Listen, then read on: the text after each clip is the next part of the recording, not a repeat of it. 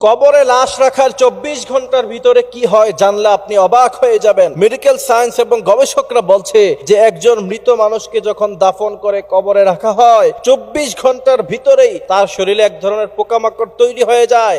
এরপর সে পোকামাকড়গুলি বাকি পোকামাকড়গুলোকে আমন্ত্রণ করে যে তোমরাও আসো, তার থেকে খাবার গ্রহণ করো। এরপরে গবেষকরা বলছে 3 দিন যেতে না যেতেই সর্বপ্রথম তার নাক পচন ধরা শুরু হয়ে যায়, এরপরে গোটা শরীর পচে যায়। 6 দিনের মাথায় তার হাতের মধ্যে পায়ের মধ্যে যে নখগুলি আছে এই নখগুলি পচে খসে পড়ে যায়। তারপরে 9 দিনের মাথায় তার চুলগুলি মাথা থেকে ঝরে যায়। কি অবস্থা হবে আপনার একটু ভাবেন। যে বিশেষ করে যেই সমস্ত মেয়েরা রাস্তায় চুল দেখিয়ে বের হয়, রাস্তার মধ্যখানে উড়না নাই, হিজাব নাই, যেই চুলের সৌন্দর্য তুমি যুবকদেরকে দেখিয়ে পাগল পারা করে দিলা, মাতোয়ারা করে দিলা, কবরের মধ্যে রাখার 9 দিনের মাথায় তোমার সমস্ত চুলগুলি মাথা থেকে ঝরে পড়ে যাবে, একটা চুল আর তোমার মাথায় থাকবে না। যে নখ তুমি বড় করে রেখেছো, তোমার ওযু হয় না, সেই নখ তোমার 6 দিনের মাথায় পচে গলে শেষ হয়ে যাবে, আর 3 দিনের মাথায় তোমার নাক থেকে পচন শুরু হয়ে যাবে।